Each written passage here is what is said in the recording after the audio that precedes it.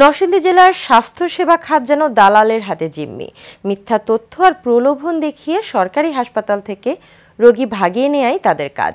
বিভ্রান্ত হয়ে সরকারি সেবা ছেড়ে মানহীন বেসরকারি চিকিৎসা কেন্দ্রে গিয়ে ঝুঁকিতে পড়ছেন সাধারণ মানুষ, সেই সাথে নষ্ট হচ্ছে হাজার হাজার টাকা। হৃদয় এস সরকারের রিপোর্ট, জানাচ্ছেন শেখ ফাহিম। জরুরি বিভাগের ঠিক দরজার সামনে এভাবেই দাঁড়িয়ে থাকেন চিহ্নিত দালাল আরমান।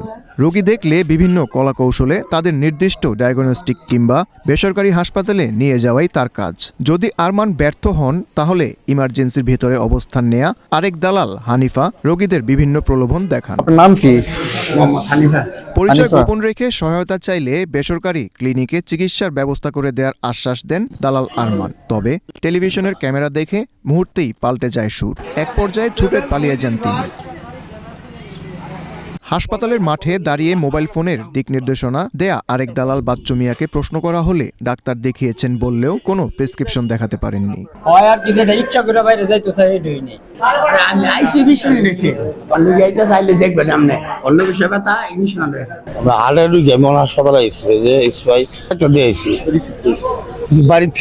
দালাল দৌরাত্মে বিরক্ত ভুক্তভোগীরা জানান দালাল চক্রের লিডার সচিবের নেতৃত্বে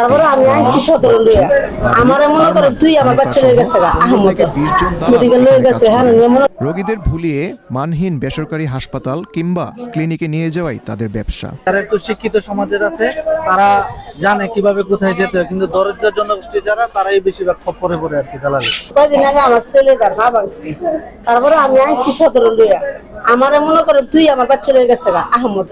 দালালের দৌরাত্মের কথা স্বীকার করেন হাসপাতালের চিকিৎসক। দালালরা সাধারণত ইমার্জেন্সিতে যেটা করে মুমূর্ষু রোগীগুলিকে প্রাইভেট বিভিন্ন হসপিটালে নিয়ে যায়, তাদেরকে ইনভেস্টিগেশন করায়, তারপরে মুমূর্ষু রোগীকে ভালো সেবা দেওয়ার কথা বলে, সিজার করার কথা বলে তারা প্রাইভেটে নিয়ে সিজার করায়। এদিকে দালাল নির্মূলে কঠোর পদক্ষেপের কথা জানালেন হাসপাতালের আরএমও। দালালদেরকে চেষ্টা করা হচ্ছে, আমরাও চেষ্টা করতেছি যে বিভিন্নভাবে আইন শৃঙ্খলা বাহিনীর হাতে অথবা আইন শৃঙ্খলা বাহিনীকে ডেকে দালালদের দূরত্ব কমানোর চেষ্টা করতেছে। রোগী প্রতারণা রোধে দালালদের আগে মানহীন চিকিৎসা কেন্দ্রের মালিকদের বিরুদ্ধে অভিযান পরিচালনার দাবি ভুক্তভোগীদের। Sheikh Fahim, Asian television.